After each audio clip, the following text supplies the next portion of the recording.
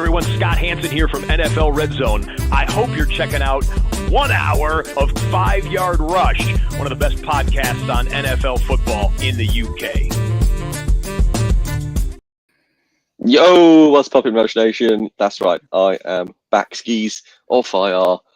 Don't still feel like I could run a decent 40 currently, but I'm no longer full of absolute death. What came out in my tissues was not a lot of fun, but it's good to be back. Stuff's changed. If you were joining us on the video, welcome in. There's some different color things on the screen, which are new to me. Yeah, these name things are completely different. Yeah. It's new. It's all new. Everything's new. I might be new. This is your first show. I am Stocks. Or second show, I suppose. This could be a complete surprise for anybody who is brand new. So if you are new, Pissy says he's back. Welcome back. That's right, my man. I'm back after a huge showing in mine and Pitsy's Dynasty League. I'm now top of the league, Murf. I've not been top of the league ever in this league. So yeah, it's coming good at the right time. So if anyone from the Ballers League, if you were listening, I'm running it. This is it. I've come. Is that right? Is that right? I'm just, my scores the last few weeks are, I think this may have been my best fantasy week of the season.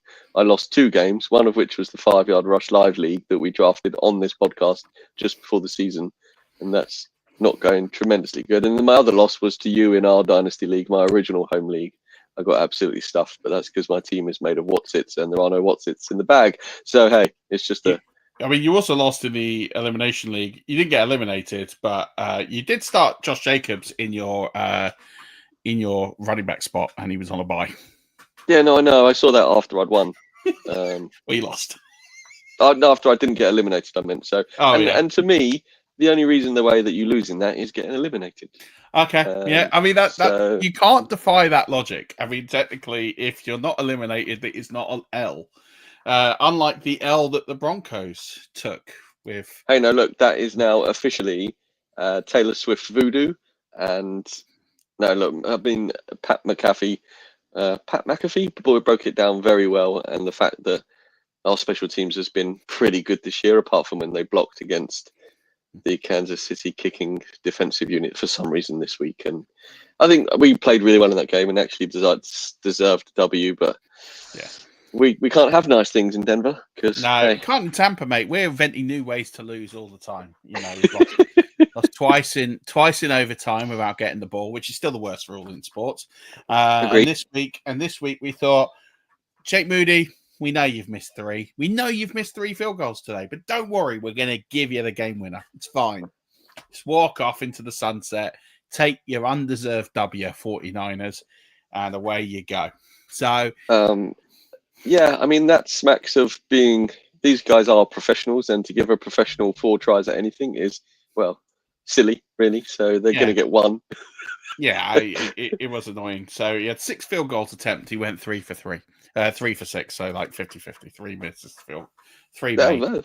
But yeah, Tampa on a bye this week, so can't let me down. So, and Arsenal are on international break, so they can't let me down. So, you know, it's all it is the Florida Gators with their 3rd string quarterback playing this week. And I can't remember. I know we just got spanked by Texas. I know it's not good who we're playing this week because I think, it's not LSU, is it? I am unsure of your schedule, if I'm completely honest. Who have you got? For those not watching on the video, Murf is currently looking at his phone. So the audio is killer. I was right. No, I was right. It's LSU. I was like, it's not. I was doubting myself, but it is LSU who are ranked 21. So that's another L for the Billy Napier Gators.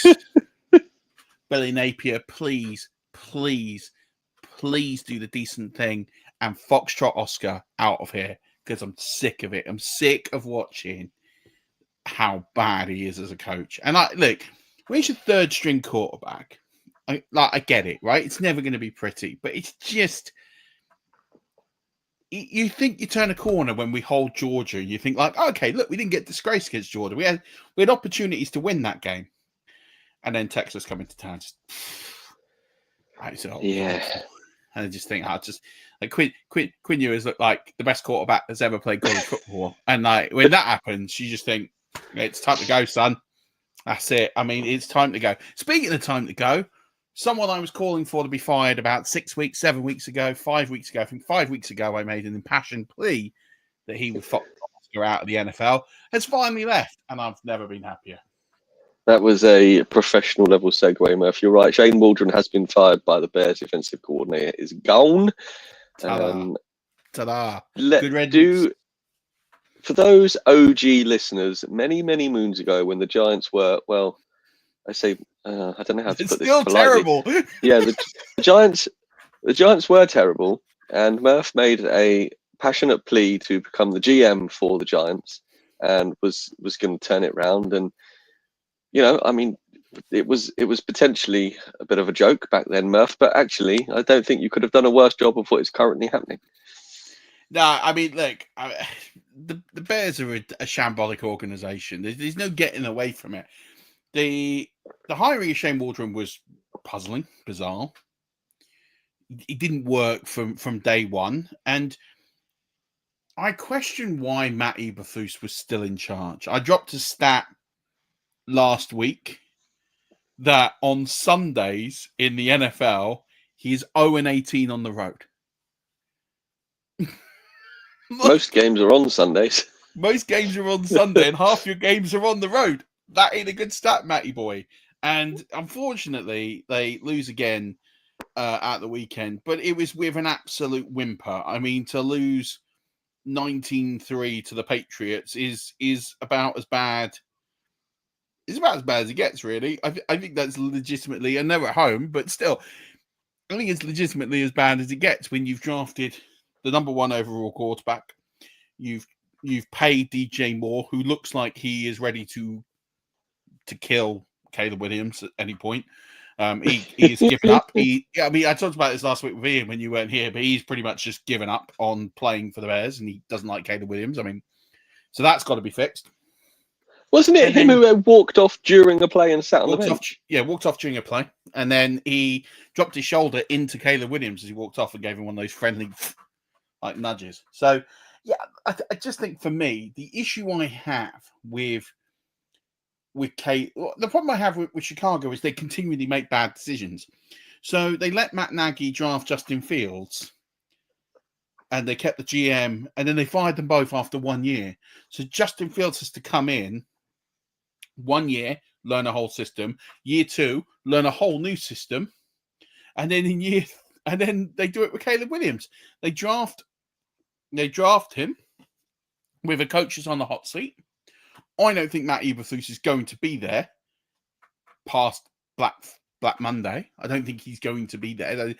There is nothing.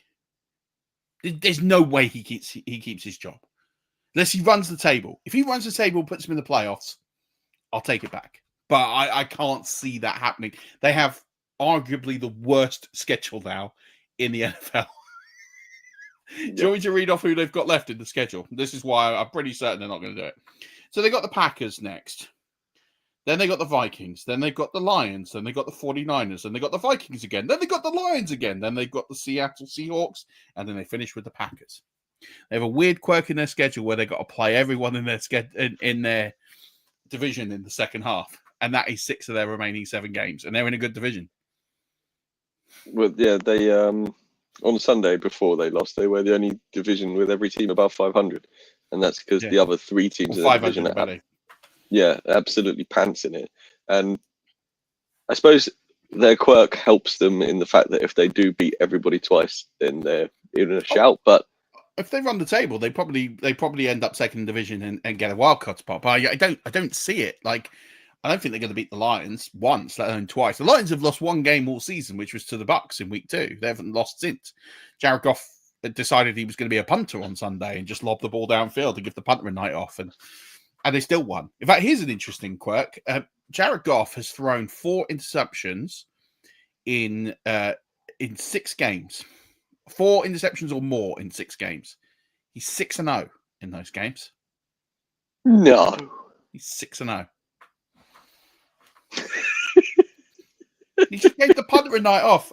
Listen, mate, you've worked hard this year. Bomb. See you later. Bomb. See you later. Just throwing it deep. That is the most ridiculous stat I have ever heard. 4 interceptions a game. He's 6-0. Absolutely ridiculous. Through 5 interceptions, won the game. I've got on a really obscure stat, Murf. Do you want a Premier League quiz question that will absolutely blow your mind? Sorry for anybody else listening. At least it's blow your mind and not blow something else in view of David Coote this week. Yeah. I had to do it. That was too well set up. There was can you name the only player in Premier League history to play a game on Halloween with the letters from the word Halloween in his name? They are just the letters from Halloween. So his name is an anagram of Halloween, and he's the only player to have played on Premier League on the Halloween in Premier League history with basically the word Halloween as his name. Yeah, so... Yeah, I tell you what, you can think about this for the duration of the podcast, and if you get it, I will make a £25 donation to our charity. As long as you don't cheat. I won't. And don't bang it in the comments either. No, it's got to be like Owen, right? It's got to be something Owen, because that would make sense. I'm going to write down Halloween. I know it sounds stupid, but I do better with anagrams, and I'll prove to you that all I'm doing is I'm just writing down the word. Where's the camera? It's sort of faded. I'm just going to write down Halloween. See, Rush Nation, this is just another reason to come and join us on the live stream on the YouTube. There it is. Halloween. Just for visual, just so I can sort of visualize. You have 48 minutes and 12 seconds. That's good. And I've got a show to do with me. Mind you, having said that, I tend to do my best drafting when podcasting on this show. So that live league you mentioned, I'm 9-1 in that league. Oh, good for you. Well done. Oh, and also the fact that my queue was up through large majorities of that draft. Yeah, that's so true. People could see who I was. I mean, that's quite special. And then the auction league that we did on here, I am also 9-1 in that. So I'm 18-2 in the 2 live drafts that we did on this podcast. That's pretty good, mate. You weren't here for that one, were you? I think that was I did it live with Drew. We went for a long time. It was like 2 and a bit hours. Not the auction. I was not present, but that does not surprise me in the least. Question on the elimination, as we're talking about it. We got off the rails. It's week 11. We're rattling through. The amount of fab going to be dropped on some of these players, i.e. Saquon Barkley, Chase Brown. Do you think people are just going to go all out, all fab on Saquon Barkley, $100? And kind of depends on how much they play these kind of formats. So I wrote a really well-received article on Fantasy Pros a couple of years ago about guillotine leagues, which is a similar concept, right? You've got all the players, the fab's available, right? So for me, the strategy is: are you at risk of getting? There's a couple of factors. The first one is: are you at risk of getting eliminated next week? So the way that the scoring is in this one, it's not worst score of the week yet. It's just worst overall from when we started. So there's a 3-week base. We made a cut this week. We'll make another cut next week. So if you're near the bottom of the PF, I think you have to spend the money. So I think you do have to make a sizable move if the matchup and everything stacks up. And I think you've got to go into that short-term planning mode, because ultimately, if you don't survive, what's the money for, right? So if I was sitting there near the bottom, I would be spending a lot of the fab.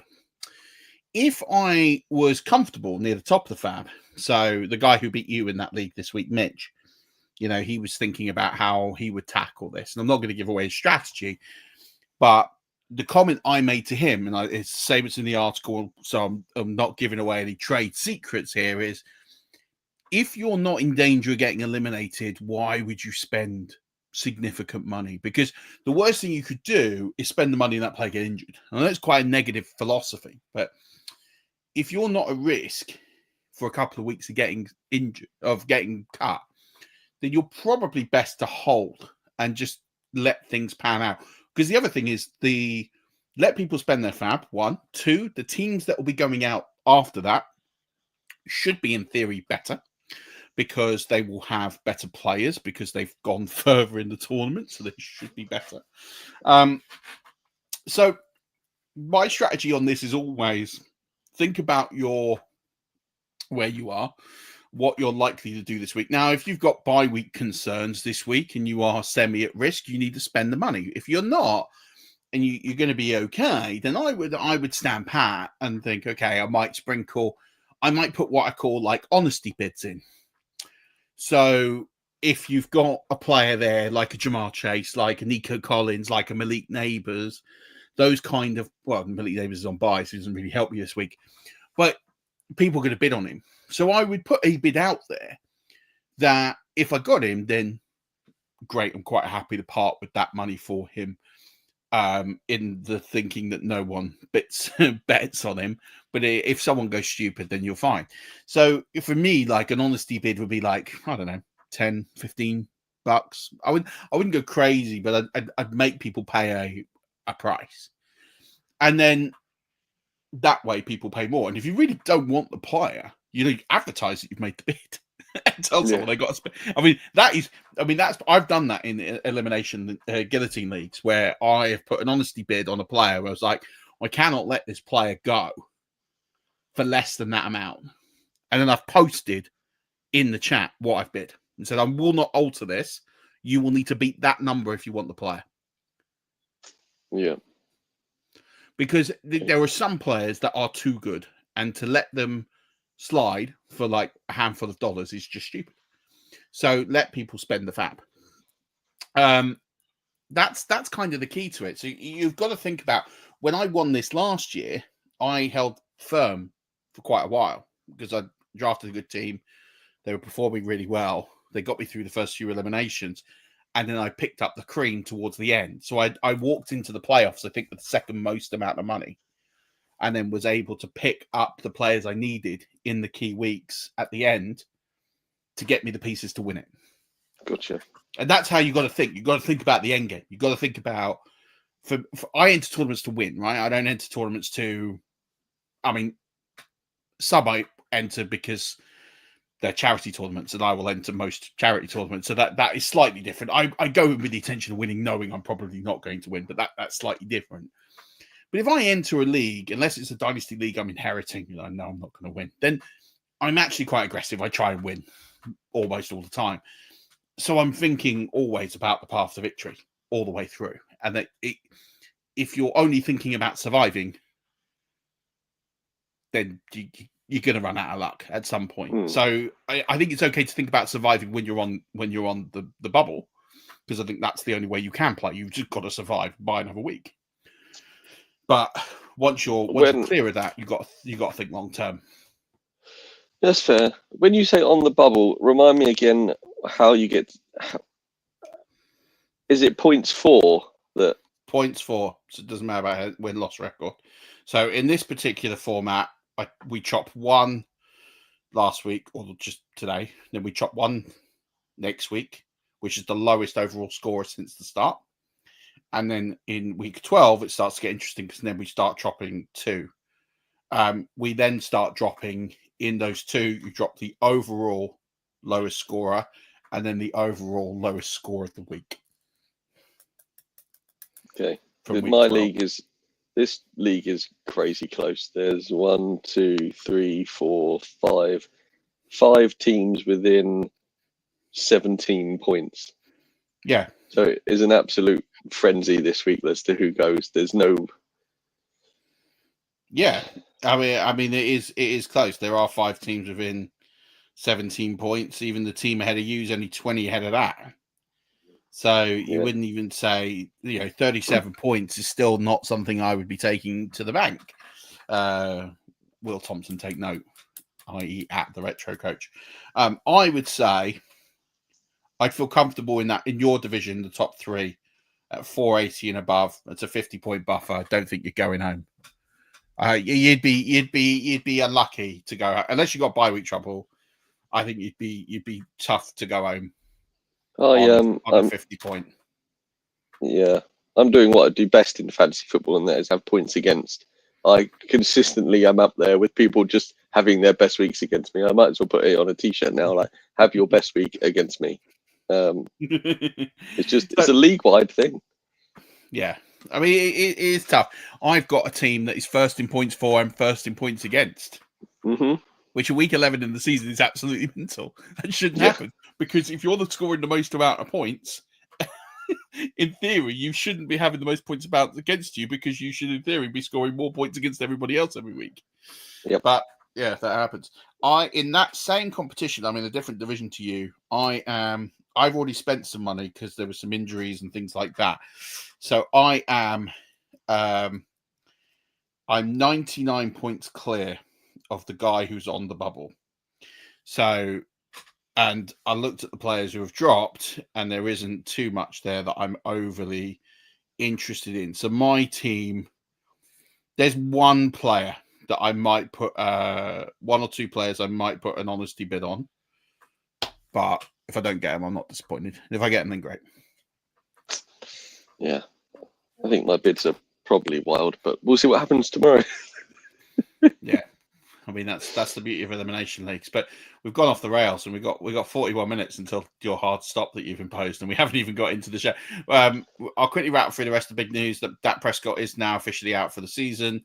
Yep. That was confirmed today. Although I've put in the show notes that Chris Olave is likely out for the season. He's not officially out for the season. Darren Rizzi did come out today and say that he's not out for the season. I just don't understand why he would come back, especially with his injuries, always concussions, and that being a risk. Yeah, makes no sense when they're not playing well. No. So I think that's an issue. That's a real concern, and that's something to worry about. I would be working on the assumption of him not coming back, and then I think Trevor Lawrence is likely to miss. I'd expect him to miss a few weeks as well, Trevor Lawrence. Yep. So yeah.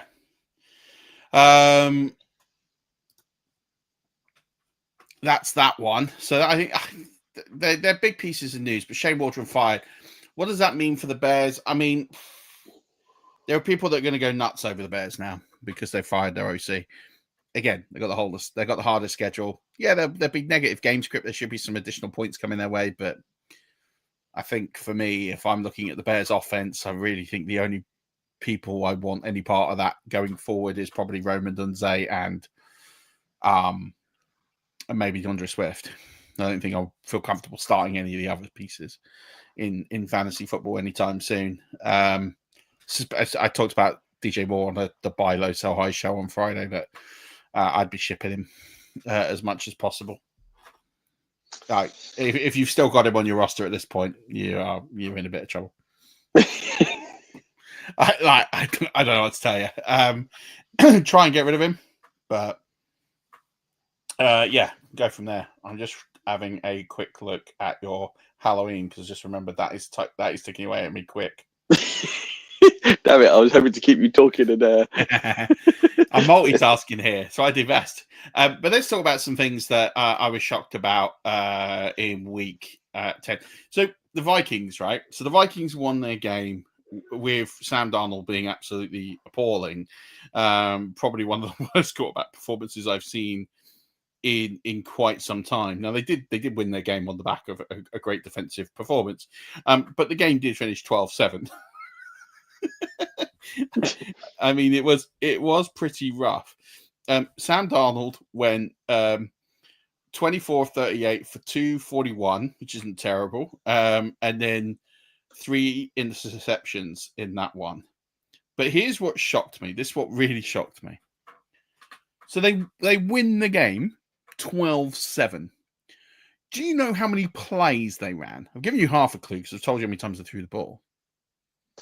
It does say in the show notes. So I do know. So they ran 80 plays, which is the 4th most in the NFL this season. So they ran 80 plays and scored 12 points. It's the picture of efficiency.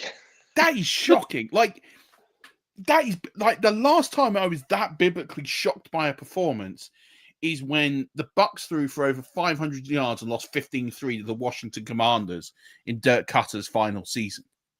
They weren't called the Commanders back then. I'm just being politically correct because it's a family show. Like, that's bad. 80 plays and you don't score a touchdown. Like, there is genuine concern here about Sam Darnold and how he looks after that offense, because Jordan Addison's not a thing. He's done. Like, in fantasy football terms, you got Jordan Addison in your redraft leagues, you can cut him because he is dead weight. That kid's an anchor. It's not his fault, but he is not getting the ball. He's not getting targets. It's really, really bad. Like, it biblically, the offensive efficiency of that team is bad. Does it get better? It should do. Like, it should get better. It can't be worse than that. But I query where they go. Like, as a team that's 7-2, that shouldn't happen. So it tells you what they're doing on D and how elite that defense is. That defense is as good as any D we've seen in the NFL for a few years. Yep. So, they're doing a phenomenal job. So that really shocked me. Jalen Coker, he ran 89% of routes, which was a season high, 33% targets per route run, which was absolutely massive. Like, those numbers are elite wide receiver usage. Now, he doesn't have an elite wide receiver throwing him the ball. That's the problem. So if they switch back to Andy Dalton and that usage maintains itself, he is a really good buy for fantasy. The problem is when you've got Bryce Young throwing you the ball, and he's on a bye this week, so that's one thing. But Bryce Young threw the ball 25 times on Sunday for 126 yards. And all season, these are his yardage totals by game, because it is bad. Like, so he's played in, I'm going to discount the games where he only made 7 attempts or less, right? So it's 5 games. 126 on Sunday, 171 against New Orleans, which they won. The highest was against the Broncos, where he threw for 224 off 37 attempts. Then a couple of appearances where he kind of came in, but didn't do anything. 84 yards against the Chargers in week 2, 161 yards against the Saints in week 1. He is averaging 5.4 yards per attempt. He has 4 touchdowns and 6 interceptions in 6 games. I mean, that's bad. Like, and there's no hiding that. It's bad. Completion percentage 60%. That's bad. Like, everything about Bryce Young is bad. Like, there's no way to sharpen it. It is bad. And everyone that thought that Dave Cannella thought that he was going to come in and fix this was wrong. Like, he's not. So Jalen Coker, those numbers are interesting, but they're only interesting if Andy Dalton gets to come back and play. If Andy Dalton doesn't, it's slightly irrelevant. But I would say you get a free pickup this week. No one's going to be actively picking him up. He's on a bye this week. It's a good stash player. See what they do after the bye. If they go to Andy Dalton, interesting. Then if he's not, you cut him. Yeah. If you can afford to stash him, it's an interesting one. And then we can say bye-bye to Javonte Williams because, Audric Estime has got the job now. 45% of snaps played. That will increase next week. 21% routes. 14 touches. Javonte's done, man. Finally. I mean, like, it's been a long time coming. It's been like the slowest death in NFL history, but, he is finally finished. We can finally put him out to pasture. He can finally go to wherever all the other running backs go when they're finished, Disney World or something. So bye to him. It's been fun. Hasn't really, but it's been emotional. It's been emotional, yeah. Just reading here, Murf, that the blocked field goal was the 108th potential game-tying go-ahead field goal attempt of 35 yards or shorter in the final 5 seconds of the fourth quarter since 2000. So there's been 108 kicks, and this was the first one that has been blocked. Yeah. So, goddamn, man. I mean, you don't get blocked field goals very often. I'll go be honest. I've watched this a few times. I don't understand how 4 of them could have blocked the ball. Like I haven't. I am not saying they're cheating. because there isn't a clear angle to definitively prove that, I am questioning how 4 of them have got into the position to block, because that's one of two things. That's either the Broncos didn't do their job, in which case you deserve everything you get. Tough cuckoo, bye-bye. Don't cry to me. Or they cheated. And in which case, why has it not been reviewed? So I think it's interesting. There have been a lot of calls that have gone the Chiefs' way. A lot. I talked about it last week. I came on, we did the show with Ian, and they got a false start penalty that was as obvious as the day is long, not given on the drive in overtime that wins the game. There's a face mask that's as blatantly obvious as any face mask I've seen this season, not given, that allows them to, go ahead in before the Bucks tie it. All right. There's a lot of decisions that have been like that this season. And I don't want to sit here and say it's scripted. I don't want to sit here and say it's fake or anything like that. But there is no doubt in my mind that whenever there is a marginal call involving the Chiefs, it doesn't seem to go against them in recent times. And some of these are not marginal. Like, some of them are not.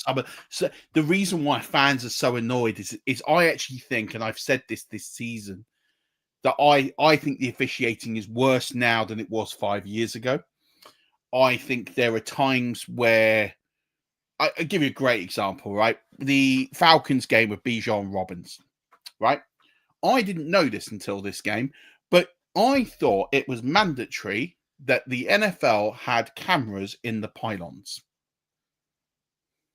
But it's not. It's actually down to the TV crew and the company to put them in. And so for that game, they did not have a camera in the pylon that could definitively tell if Bijan Robinson dropped the ball because it was punched out of his hand before the goal line. Yeah. Why? So exactly that. So we have this technology. It's available. It's used in 90+% of games. But you have an instance in that particular game that was covered by Fox where that camera was not in use.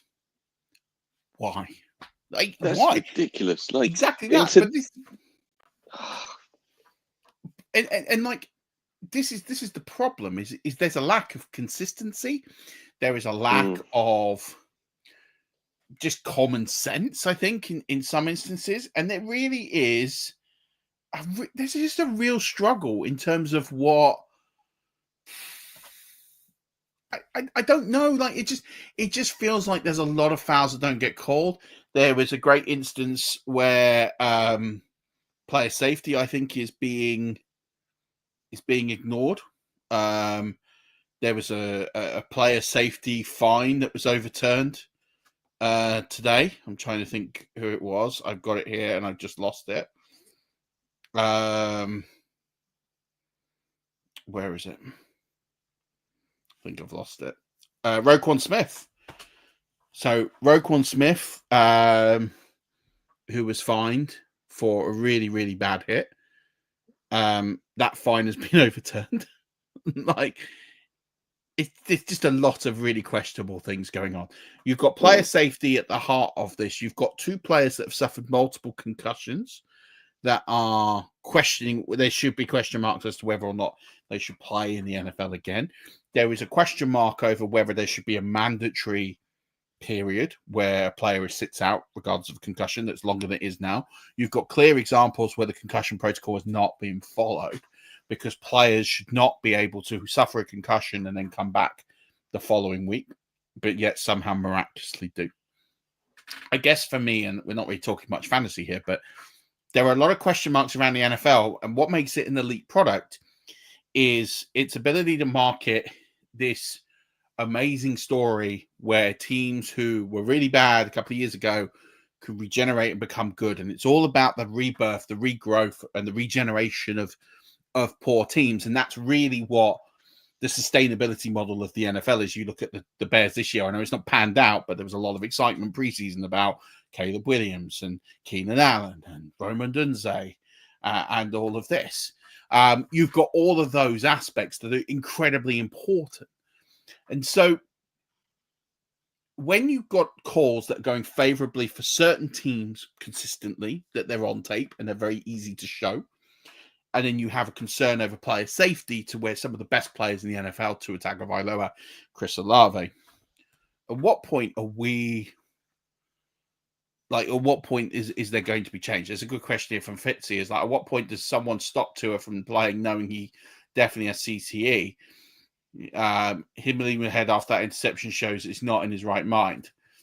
I mean, I'm not going to sit here and profess to his right mind, but there is, for me, a safety issue with Tua because he still does lean with his head. And you have to sit there and after all the concussions he's had, you have to question at what point is there an intervention that the league says no more? Like in boxing, where you get someone who throws in the towel. Mm-hmm. I'm not saying that Tua is not of his right mind. I think it's really difficult to assess. And we know with CTE, the problem with CTE is it's a degenerative disease. So it's not something that just like you have a concussion, you get CTE. It's you get a concussion, you're fine for 15 years, and then you generate or you start to generate symptoms of CTE. And that's kind of the problem with it. It's not an instant impact. So they need to commit more studies. But I genuinely believe that they need to have a hard and fast rule saying if you have this many concussions over this period of time or over your career or two different numbers for those instances, that should be it. It should be taken out of your hands and you should be pensioned off. Whether you separate a separate pension fund for concussions, I don't know. The problem, so I was having this debate with Chris. So Chris Olave has had 5 concussions. He's had 4 in the NFL, and he's had 1 in college. So he's had 5. So he's had 4 concussions in 3 years in the NFL. He's had 2 this season. I also think he came into that game with a suspected concussion because he was out of the game with the previous week before with a suspected concussion. So he returned from concussion in the very next game, missed the game, came back, got a suspected concussion, then played the following week, and then got absolutely body slammed by 2 players on like one of the first plays of the game, then got a concussion. I don't think at any point did he recover from the first concussion. No. I'm not a doctor, but he missed a week, came back, went out with symptoms of a concussion, came back, suffered that. I'm not saying that his concussion is as a result of what happened previously and that hit had nothing to do with it. That hit has obviously made things a lot worse. My point is a week really enough time? We've suffered concussions. I've suffered a concussion. I don't think a week is long enough to recover from a concussion.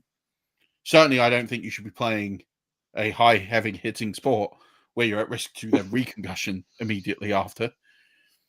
So I think that line has to be drawn and said, right, well, you've got to have a concussion line at some point that says if you've had 3 in 3 years, that's it, you're done. And I don't know where the line is. I'm not suggesting what the line is. But I think there needs to be a line that says if you have this many. And I think someone needs to go to Chris Olave. Now, Tua and Chris Olave are in 2 very different situations. Tua Tagovailoa has a huge contract and has played 4 years in the NFL. So Tua Tagovailoa could walk away from his contract. He's already earned a significant amount of money. But the other thing he gets pension and healthcare for the rest of his life, because he's got 4 vested years in the NFL. So in all of those circumstances, he's earned a lot of money. He has pension. He has healthcare paid for life. All his medical bills will be covered pretty much for life as part of that. The reason for Tua Tagovailoa to go on is really hard to see, other than he loves the sport and he's got a massive contract that he wants to try and earn as much money of that as possible. I would like to think that Stephen Ross and the Dolphins could pay a lot of that and say, walk away. We'll give you 75% of that contract. I mean, what's 100 million to the Dolphins to do the right thing? Not a lot. They'll make that back. They probably got insurance on him that will probably cover a good portion of that. So I think there's a good element here to do something with that. Chris Olave's situation is very different. This is year 3 of his rookie contract. He has not earned anywhere near enough money, I would say. Now, when I say enough money, right, we are talking millions. But he has realistically earned about 12-ish million, of which he has paid over half of that to taxes, charity, pension, all those other things that he has to pay out. He's obviously got increased endorsement deals off as well, off the side, which you don't know about. $6 million when you live a millionaire lifestyle like he has, because he's got a millionaire page backer, is not going to last very long. Yes, you could downsize. Yes, you could, find a way to vest it. But let's be honest, Chris Olave can't retire and not do anything again. He also doesn't have medical, and he also doesn't have his pension. So he will need to find a way to play at some point next year to earn an extra year's pay. The pathway to him doing that would be to not play this year. So if he doesn't play this year, he's played enough games to be credited with a vested year in the NFL. That's his third year.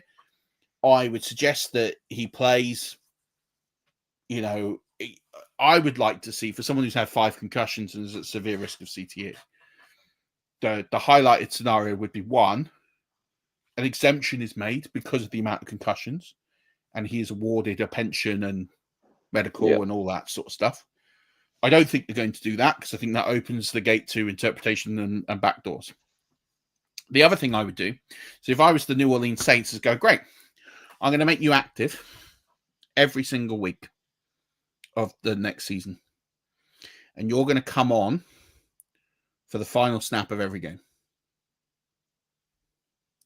Most of kneel downs, whatever, right? And even in the games that aren't a kneel down, just have him run a backwards go route, go to the complete opposite way, be absolutely nowhere near anyone. I know it looks stupid, right? I know this sounds absurd, but I would do everything to get that kid his medical and his pension, because he deserves it. There's no getting away from that. The kid deserves his pension and his medical. So I would do, if I was sitting there in New Orleans Saints organization and he said to me, look, I don't have a desire to play anymore, get it, but you're going to need to turn up next year. You're on the final year of your contract. Let's get you paid. It's not a lot of money to the Saints. They can, we're talking, I think it's like 10, 12 million. It's nothing. It's a drop in the ocean to that franchise. So the money's not important.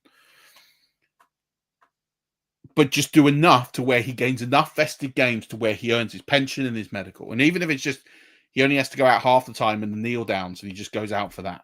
Whatever it is, whatever the minimum criteria is for him to get the vested season, they need to do that. And I think let the kid qualify for his pension and his medical. That's what I'd like to see happen. But it won't. It won't happen, because it's the same way that you've got these helmets, and very few players wear them because they don't look cool. Yeah, it's just there's not enough strides, and there needs to be. But we've gone well off topic here, so yeah, I think that's something to talk about. I think it's really important to focus on that, and hopefully we'll see some strides in the off season. Hopefully. Right, Murf, come on, do your thing. What do we need to know before next week? It's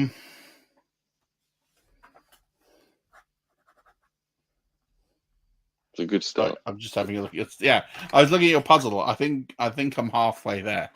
Right. So let's look at things to look at, situations. I talked about Audric Estime. I think that one's really important. So ultimately, he got 82% of the backfield carry share. He got 2 of the 3 red zone carries, 61.9% of the weighted opportunity share. So, look, it's not bell cow usage. We're not talking about a player who's going to be a running back 1 every week. And I did a Patreon cast last week where I really broke down running back usage. I looked at opportunities. I looked at handcuffs. It's a really, really good show. One of the best shows I've done as a solo Patreon cast. And I think some of the Patreon casts I do, because for our patrons, they want really, really niche specific stuff from a strategy perspective and a statistical perspective. But I think it really highlights opportunity. So one of the things I talked about was Marcus Valdes-Scantling last week, and I picked him up absolutely everywhere. And he went off. But I did lots of work on the running backs, the running back carry, volume, risk injuries, those sorts of things, right? So I think it's really important. Like I urge anybody to donate. Like I've put a trial period, so you can trial it and listen. You don't even have to commit any money to Patreon. Go on to patreon.com/5-Rush. We'll put the link in the show notes. But on the $3 tier, you can trial it for a couple of weeks. Listen to it, and you'll see why the value's there. It's a really small amount of money we ask for. It's like $1, $3, $5 a month. Like it's not a lot of money, but you will get access to our WhatsApp chat. You'll get access to those pods, and those pods are some of the best pods I do. And it is niche, but it is really specific. And I talked about this sort of bell cow usage and opportunities. And I wouldn't necessarily say when you're targeting estimate on your waiver wires this week that I'd be throwing huge amounts of fab at him. Let somebody else do that. I would bid for him, and I would bid a reasonable amount, especially if I needed a running back too, because I think he carries low end running back 2 appeal for the rest of the season. There's value in that, but it's not empty your tanks. Let's go all out for Audric Estime, because that role is not there, and I'll talk about why it's not there in a bit. In fact, no, I might as well link it now. So one of the things that we're seeing is the fact that we're definitely getting more and more usage out of the wide receivers there. Courtland Sutton's usage is going up. There's definitely more in the passing game. Bo Nix is really pumping up. I think I took it out of the show notes in the end because I realized it was too long. But ultimately, there has been an increased passing usage volume there for the Broncos, and I think that's going to remain.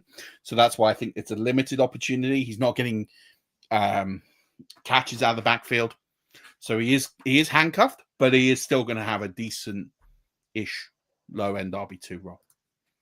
So I think that's important. Let's talk about J.K. Dobbins, because he said before the show some unkind words to Gus Edwards, in which I agreed. No, I just said you shouldn't have come back in a less. Yeah. He shouldn't have come back. Shouldn't he shouldn't have come back, because what he's done is he's going to dilute J.K. Dobbins.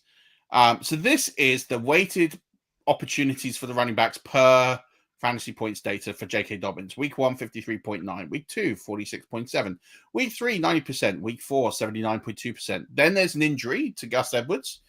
Then it goes 74.1, 70.1, 77.9, 84.1. And then Gus Edwards returns, bang, 56.5. So it really is starting to look like... Do you think Gus Edwards was injured in week 3 and week 4? Considering his weighted opportunities were so high, or no, I think they rode the hot hand. Like J.K. Dobbins had those elite runs week 1, week 2, and I think the other context you got to remember with J.K. Dobbins is this is a guy who hasn't finished the season in like 5 years. He's doing all right at the moment. I mean, yeah, absolutely, but there's always that risk to injury when a player has always struggled to finish. That's a big concern. I think that the Chargers are looking at their playoff perspective and thinking they might loosen that workload a little bit. So, there's a little bit of concern with Gus Edwards coming back that they will loosen that J.K. Dobbins usage. But you got to remember it's a bigger picture for them because they're thinking about playoffs, and they're going to be a better team with J.K. Dobbins fit in their playoffs. They're not. I can see them winding the opportunity back a little bit. Another player I'm really concerned about from this, and this is from this week, is James Conner. Now, he was a player a few weeks ago. I was saying I'm heavily bought in on. His schedule's great. I'm really excited about it. Bye comes at the right time, just before the playoffs, so we can have a big playoff push with James Conner. But his usage up until this week has been absolutely phenomenal, right? He's been really, really good. He's got loads of touches. He's making the most of it. He's scoring touchdowns. Everything's been really good. But, and this is what I talked about in the Patreon cast, I think there is a magic number in the NFL where they don't want players to exceed a certain amount of touches. I think that number varies per running back. I think depending on the history, their age, and all these sorts of things. ultimately, if you've got a running back that's on pace for 400 touches, I will almost nigh on guarantee you that they will not get 400 touches because there's one player in the history of football that's done that, and that's Christian McCaffrey in 2019. It doesn't happen. So when a player is on that kind of pace, and this is where there's alarm bells to me for Alvin Kamara, but what centers me is there's no one else to pass the ball to. So, and Darren Rizzi needs to win games if he wants to keep the job. So I doubt he's going to really care. And his age, he hasn't got that long left on his contract. So I'm less concerned. But there are other players, and I'm not going to spoil them all because I really want people to take access to the Patreon and take access for a few weeks and listen to that show, but the other Patreon casts, even though they're a bit older in previous weeks of the season, a lot of the data there is still relevant, especially the last couple.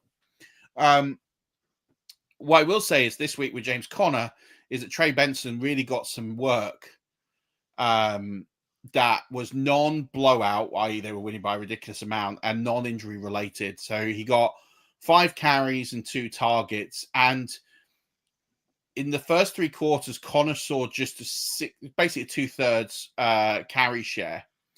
So it's interesting because they're obviously trying to lighten the load. Now, he did get a season-high target share, which is good, and he scored a touchdown. So in the box score of just looking at box score scouting, everything on the surface of it is fine.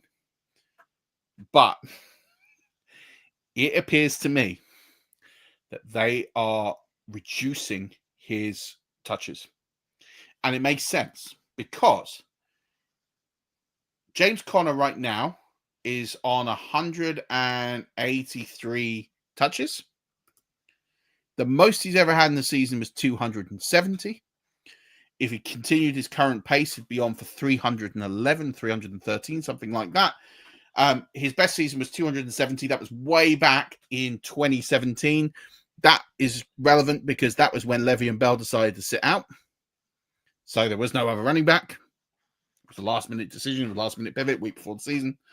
His previous best before that was 239.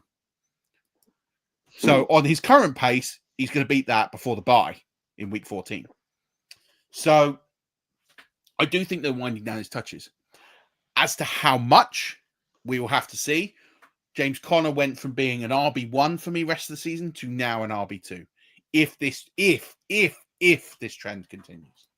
So that's a big one to keep an eye on. I want to talk about some other running backs that kind of missed time this week. And it's important because there were some running backs that missed time for various reasons, and it's going to skew the numbers. And what I don't want people to do is do box score scouting and go, oh, okay, like these people are things. They're not. They just came in very specific plays. So I'll start with Tajay Spears. He came on. He logged 5 carries. Pollard was off the field. I don't know why. It never came up as a reported injury in the telecast. Maybe neither breather. I don't really know. But Pollard did come back after halftime. I still think Pollard leads this backfield. I still think he's the guy. But what I will say is that, Tajay Spears is not a thing. People are I don't want people to look at that usage of Tajay Spears and go, oh, Tajay Spears is coming back. Look, he got these touches. It was when Pollard was off the field. Probably a breather. Probably, I'll see more, but I'm not convinced. Tank Bigsby, he missed time. He got injured, I think, on the second or third drive of the game. I can't quite remember. He only came back in the game to carry the ball once. So for me, I just don't like Tank Bigsby's prospects for the rest of the season. I think it is going to go back to being an FTM backfield. So that's one to have an eye on. Jaylen Warren, people are going to look at that and go, oh, I'm going to bid for Jaylen Warren this week. He had 14 carries. He's finally taken over. I've talked about him getting more and more work.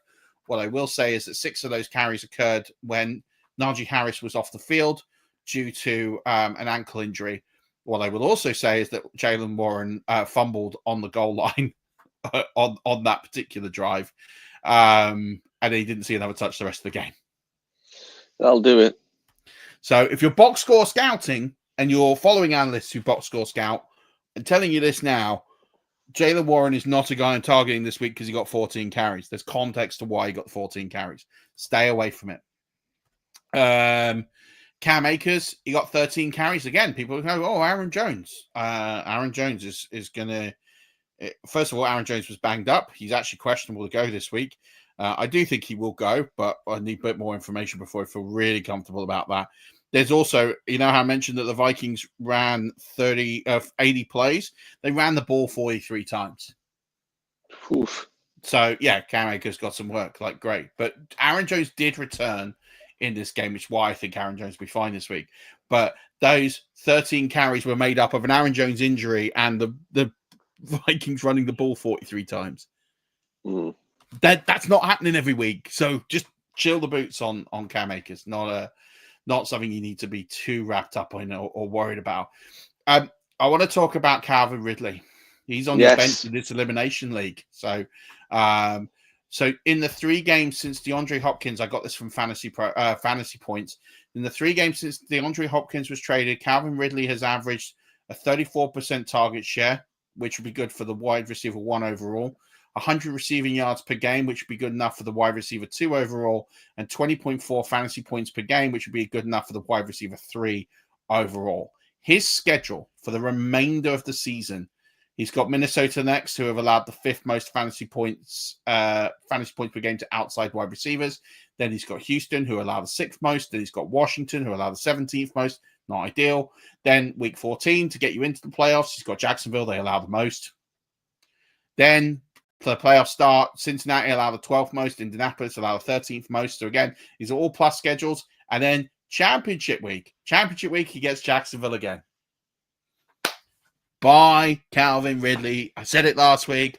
I say it again this week. Buy Calvin Ridley. His schedule's great. He's getting all the volume. There's no one else to throw to on that team. Buy Calvin Ridley. Like as much Calvin Ridley as you can buy.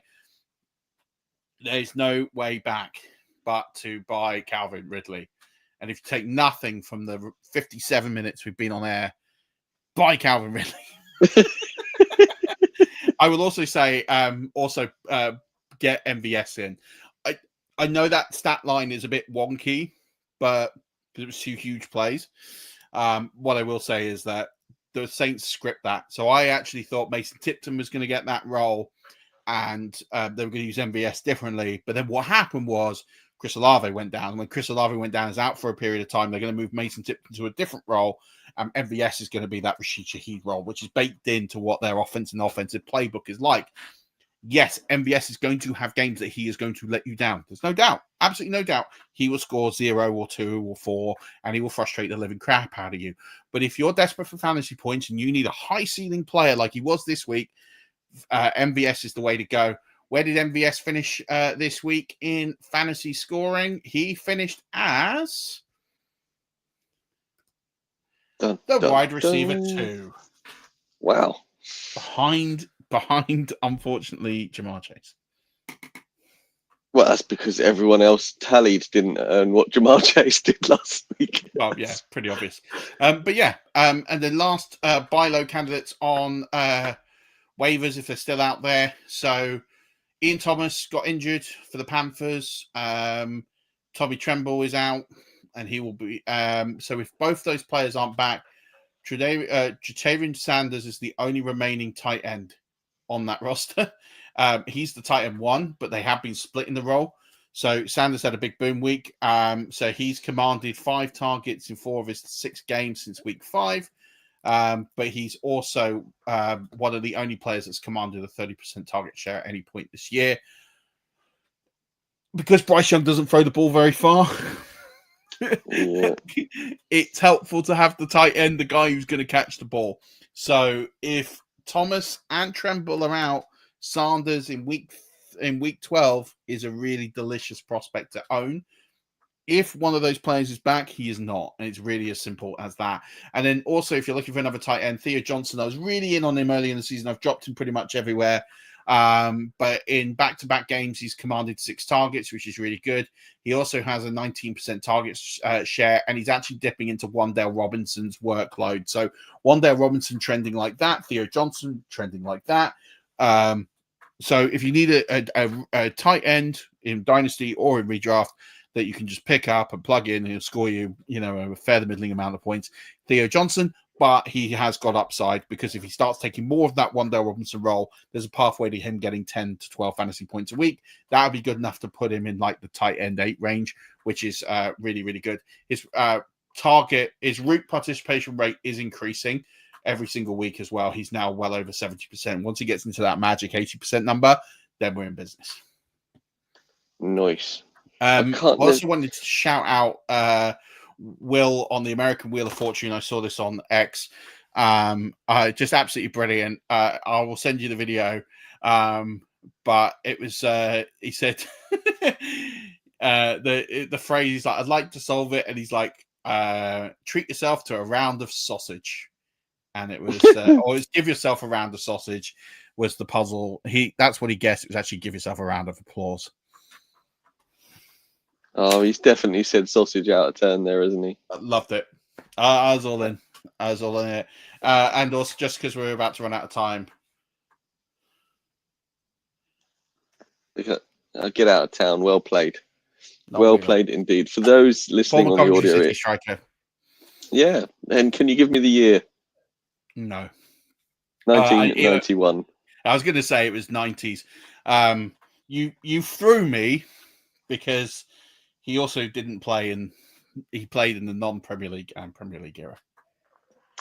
Well, there you go. But that's Noel Whelan for those listening on the audio. Well, very well done on that. No one else has got that yet from anybody I've asked. So they did that while doing a podcast on fantasy. Yeah, I mean, you did say it. You shine best when you are on the podcast. So I do. It's my happy place. Well, I'm glad to be back. I'm glad you're back. I missed you so much. It's good to see you. We're back nearly 100%. I know you're not quite there yet, but it's good to have you back. I know the listeners there. Getting old and being sick sucks, and I'm only 38. Like, how nuns and granddads do it, I just do not know. No, I don't want to know, mate. Yeah. Isaiah Pacheco's coming back from IR, though. He is. Isaiah Pacheco is scheduled to come back from IR. Nico Collins is coming back from IR. So, yeah, it's a good time. Drake London's been injured, but I think he could hopefully be a go this week. And also, well, I will say, it's I joined Blue Sky, I think, a little over a year ago, right? And it was I hate Twitter. I'm kind of getting done with Twitter. And this is before all the death threats and nasty stuff was posted about me earlier in the year. And I was like, I just need to be off. I'd rather try somewhere else. And unfortunately, there was no one on Blue Sky. Since the election results in America, everyone is now gravitating to Blue Sky. And I'm really hoping that Blue Sky becomes a thing. So I've been on there for a while. I've not posted on Blue Sky for, I think, close to a year. So I started posting today. Shout out to Danny in the Patreon chat. He dropped me a message saying, like, oh, people are popping over to Blue Sky Fantasy Football Creation. So get yourself on Blue Sky. You can follow me at Murf_ or at murfnfl.bsky.social. It seems to be a much happier place than Twitter. I've never even heard of it. Never once heard of Blue Sky. So yeah, so I'm having fun on Blue Sky. I turned up this morning and literally it's like 200 people following me and I'm posting the year, so that was quite cool. So yeah, it seems like there's people joining, and then I'm looking forward to seeing how the conversation goes. Love that. Come join in on the fun. Yeah, don't ask me for Calvin Ridley because I'm not selling. Is what I've learned from this hour. Rush Nation, that is going to do it for today's show. It's been an absolute pleasure to be back in your ear holes, or if you have watched us in your eye holes. That's going to sound weird on audio and look strange on the video. That's going to do it for today's show, Rush Nation. As always, don't forget, keep rushing.